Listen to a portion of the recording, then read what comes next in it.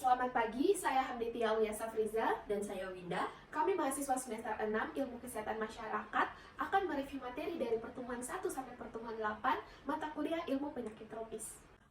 Nah, materi pertama yang kami bahas tentang pengantar ilmu penyakit tropis dan mikosis. Nah, pembahasan pertama yaitu tentang dasar teori iklim tropis dan penyakit infeksi atau menular. Hubungannya yaitu iklim tropis memiliki dua musim, yaitu musim kemarau dan musim hujan. Nah, suhu untuk musim tersebut berkisar antara 20 sampai 23 derajat serta di beberapa daerah mencapai 30 derajat. Hal tersebut yang mempengaruhi perkembangbiakan vektor penyakit serta banyaknya tempat perindukan vektor serangga yang tersebar dan memungkinkan penyakit zoonosis menular ke manusia. Kemudian, pada daerah tropis yang memiliki suhu lebih tinggi, hal ini dapat mendukung replikasi gen patogen di dalam ataupun di luar organisme. Sedangkan, pada daerah tropis yang memiliki suhu lebih hangat, hal ini dapat mendukung perkembangbiakan dan mempercepat pematangan di dalam tubuh vektor. Selain itu, suhu juga mempengaruhi perilaku vektor. Contohnya pada nyamuk, kita ketahui bahwa nyamuk menyukai daerah-daerah yang memiliki suhu lebih hangat. Nah, selain dari faktor suhu, penyakit infeksi atau menular pada daerah tropis juga dipengaruhi oleh faktor sosial ekonomi. Nah, faktor sosial ekonomi ini dikarenakan daerah-daerah tropis sebagian besar itu negaranya merupakan negara-negara yang miskin, sehingga negara-negara tersebut memiliki kekurangan biaya untuk memberantas atau menanggulangi penyakit infeksi ataupun menular. Selanjutnya yaitu pengendalian penyakit tropis berbasis perjalanan alamnya penyakit. Pengendalian ini dibagi menjadi 5, yaitu promosi, proteksi, screening, pengobatan, dan rehabilitasi. Yang pertama yaitu contohnya pada penyakit kusta. Yang pertama yaitu promosi dilakukan pada semua populasi sebagai kelompok rentan, yaitu melakukan penyuluhan tentang penyakit kusta. Yang kedua yaitu proteksi dilakukan pada kelompok dengan risiko tinggi, contohnya yaitu pada anggota keluarga yang memiliki penderita kusta di dalam rumahnya dengan menggunakan masker, menjaga sanitasi dan hygiene individunya. Yang ketiga yaitu screening dilakukan pada orang yang terinfeksi tapi belum menunjukkan gejala, di mana dilakukan pada anggota keluarga yang di rumahnya ada penderita kusta, kemudian juga beserta tetangga-tetangganya. Kemudian yaitu pengobatan dilakukan pada penderita kusta yang sudah menunjukkan gejala, di mana mereka harus mengonsumsi MDT selama 6 bulan sampai 1 tahun. Dan yang terakhir yaitu rehabilitasi dilakukan pada penderita kusta yang sudah mengalami kecacatan, yaitu dilakukan pemberian kaki palsu untuk mempermudah aktivitas mereka sehari-hari. Baik, yang kedua yaitu penyakit polio. Nah, penyakit polio dapat pengendaliannya itu berupa promosi yang dilakukan pada kelompok populasi yang rentan dan dilakukannya penyuluhan tentang penyakit polio. Selanjutnya itu proteksi. Proteksi dilakukan pada kelompok yang merupakan faktor risiko dari penyakit tersebut, yaitu dilakukannya imunisasi, memakai masker, dan cuci tangan memakai sabun. Nah, selanjutnya itu screening. Screening dilakukan pada orang yang sudah terinfeksi tetapi tidak menunjukkan gejala. Nah, ini dilakukan pada kelompok yang faktor risikonya tinggi seperti keluarga, teman, tetangga yang sudah kontak erat dengan penderita. Selanjutnya yaitu pengobatan. Pengobatan dilakukan pada orang yang sudah memiliki gejala klinis awal. Pengobatannya itu berupa obat pereda nyeri, antibiotik, sama pelemas otot. Berikutnya adalah rehabilitasi. Rehabilitasi dilakukan pada gejala klinis lanjut seperti kelumpuhan. Nah, dilakukannya fisioterapi yaitu terapi jalan dan terapi pernapasan. Berikutnya adalah 5 penyakit mikosis dan proses masuk jamur ke dalam tubuh. Yang pertama ada Tinea corporis, biasa disebut juga dengan kurap. Infeksi masuk melalui kulit karena melakukan kontak fisik dengan penderita. Yang kedua ada aspergillosis, yaitu melalui terhirupnya spora melalui udara dan masuk melalui sistem pernapasan.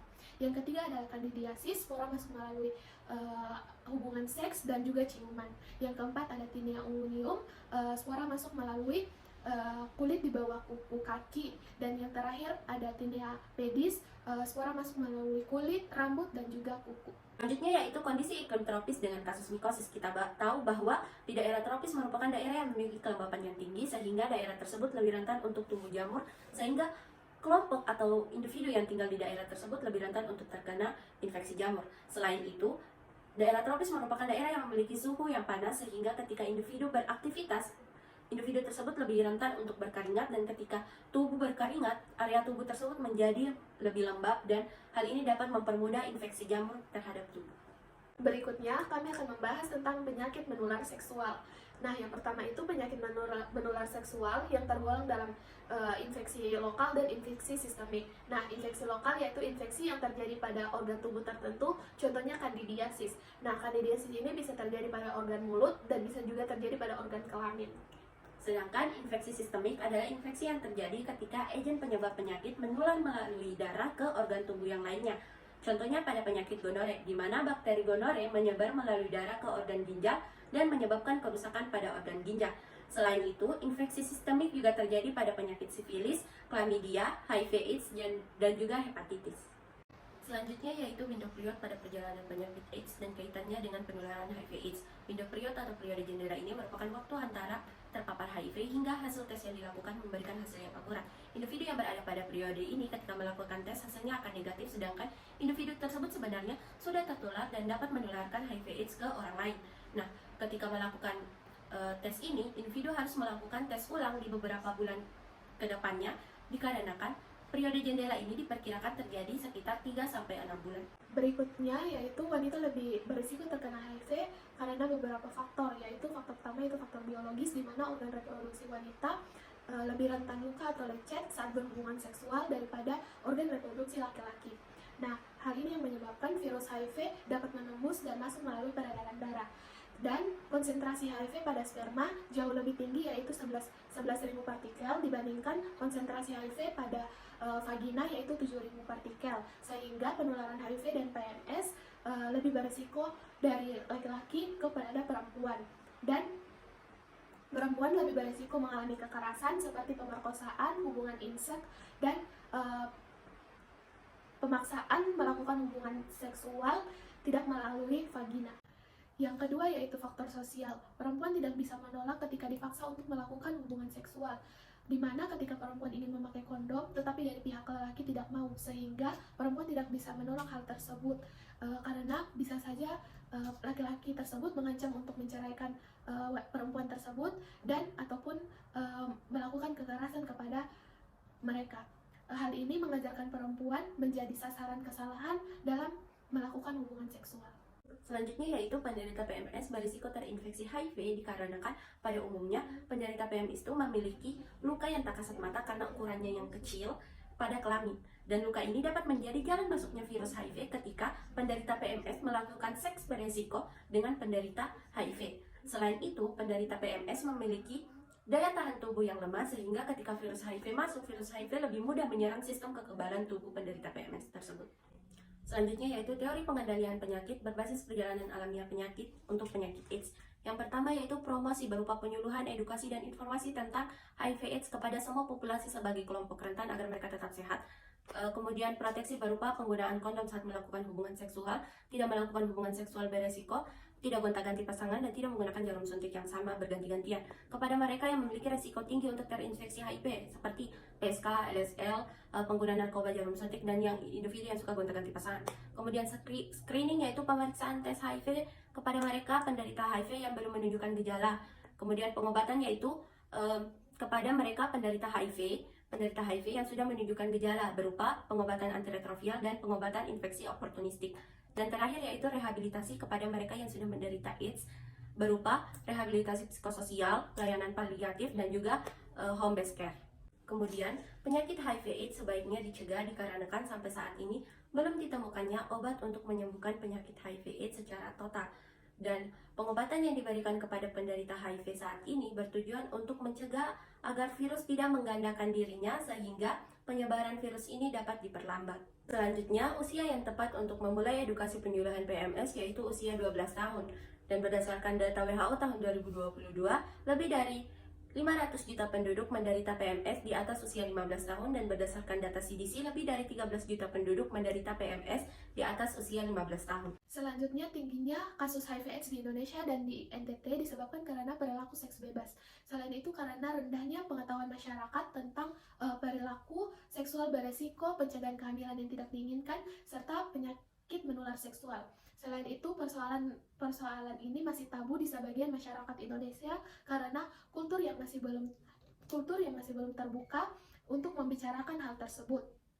serta persoalan seks di luar nikah yang bertabrakan dengan norma masyarakat. Di NTT juga disebabkan karena sistem pendataan yang rendah, di mana data dari Dinas Kesehatan sangat sulit diakses karena memang tidak ada data dan rendahnya manajemen data. Selain itu, banyak ODA yang kehilangan informasi atau kontak karena tidak mau berobat atau tidak mendapat pelayanan dari fasilitas pelayanan di lapangan. Hal ini disebabkan karena faktor ekonomi yang disebabkan oleh pandemi COVID-19. Berikutnya, kami akan membahas tentang penyakit saluran pernapasan. Nah, yang pertama itu perbedaan antara TB paru dan TB ekstra paru. Nah, perbedaan pertama di TB paru yaitu TB paru menyerang jaringan paru kecuali pleura. Sedangkan TB ekstra paru menyerang organ di luar jaringan paru, misalnya selaput otak, tulang, dan juga ginjal. Nah, perbedaan yang kedua yaitu TB paru diperiksa melalui pemeriksaan dahak dan radiologi. Sedangkan TB ekstra paru melalui pemeriksaan penunjang berdasarkan kecurigaan di mana infeksi TB paru ekstra terjadi. Nah, yang ketiga pengobatan TB paru. Pengobatan TB paru yaitu mengonsumsi obat anti tuberkulosis. Sedangkan TB ekstra paru mengonsumsi obat anti tuberkulosis dan juga obat tambahan sesuai dengan infeksi TB ekstra paru yang terjadi.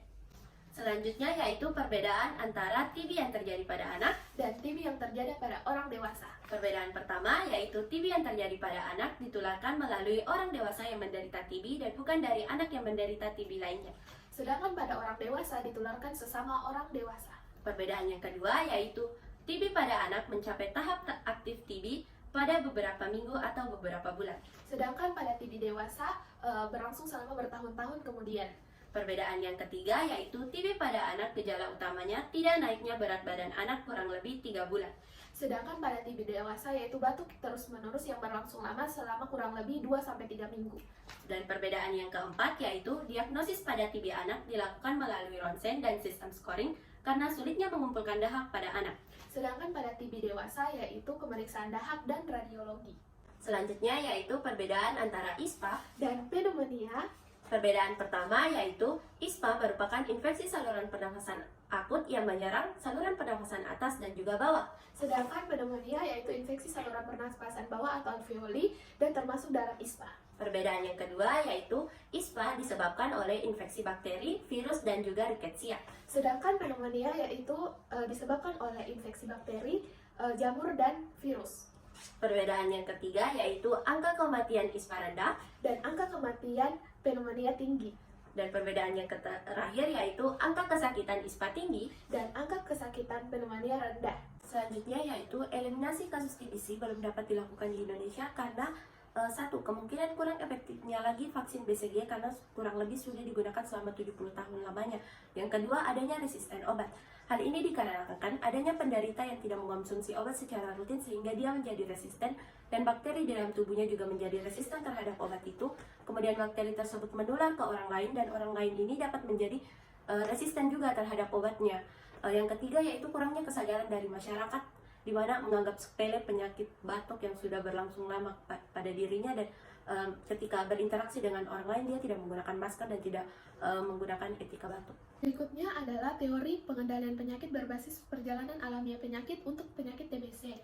Nah, dimulai dari promosi kesehatan pada populasi yang rentan, di mana melakukan penyuluhan tentang penyakit TBC. Selanjutnya itu proteksi dilakukan kepada orang dengan faktor risiko yang tinggi, di mana melakukan imunisasi BCG, menggunakan masker serta PHBS. Selanjutnya ada screening dilakukan untuk orang yang terinfeksi tetapi tanpa gejala, di mana melakukan pemeriksaan dahak. Selanjutnya adalah pengobatan dilakukan kepada orang dengan gejala klinis awal, di mana melakukan pengobatan dengan meminum obat anti tuberkulosis selama 6 bulan. Dan terakhir adalah rehabilitasi ini dilakukan pada gejala klinis lanjut, di mana melakukan latihan fisik pernapasan, terapi nutrisi, dan terapi psikologis. Selanjutnya, dengan melakukan pengobatan TBC sama dengan mencegah, karena dengan mengonsumsi obat secara rutin dapat menyembuhkan penyakit TBC tersebut. Sekian dari review kami. Sampai jumpa.